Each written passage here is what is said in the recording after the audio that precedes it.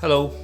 In this video, I want to talk about weekly planning, the idea of a weekly planning meeting.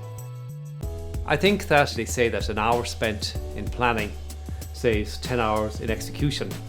I don't know how true that is, but I know that I can't imagine heading into a Monday while having had my weekly review. I suggest that you set up your weekly planning meeting, same time, same place every week. Set up as a recurring event in your diary. If you have an assistant, include your assistant in the planning meeting. I do mine on a Friday afternoon. That's when I like to do it.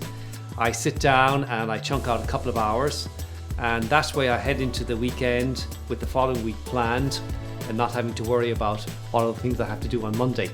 My head is clear, I know what I've done, and I know what I'm ready to do the following week.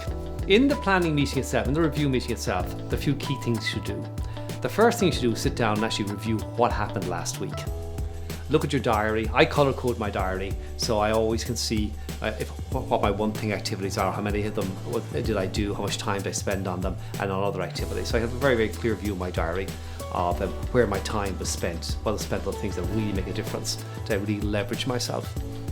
That's really important. You look back over the previous week and say, what actually happened?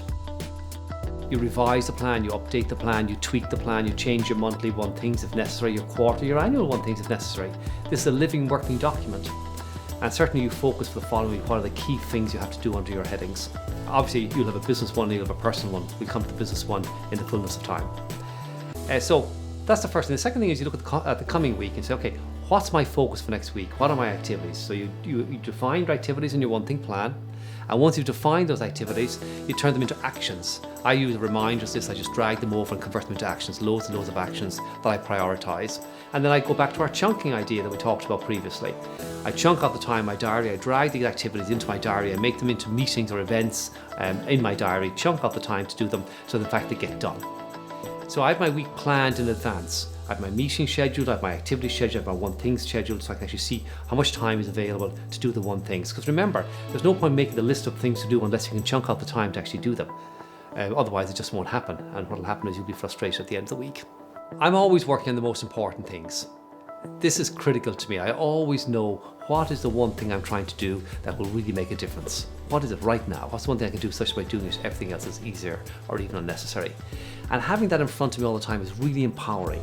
It gives me a real sense of focus, a real sense of purpose, a real sense of being in control, which is very, very important for your productivity. It's very important for your courage, for your stamina, for your motivation. If the moment makes sense, remember this, we've said this many times, if the moment makes sense, if you can see a plan out for the week in your weekly planning meeting, a review last week, you look at next week, and you can see that in the coming week that the moments make sense, if right now makes sense, then your life makes sense. And then life becomes very, very simple. If you do a review and you haven't accomplished your goals, you haven't done the things that you said you do, don't beat yourself up.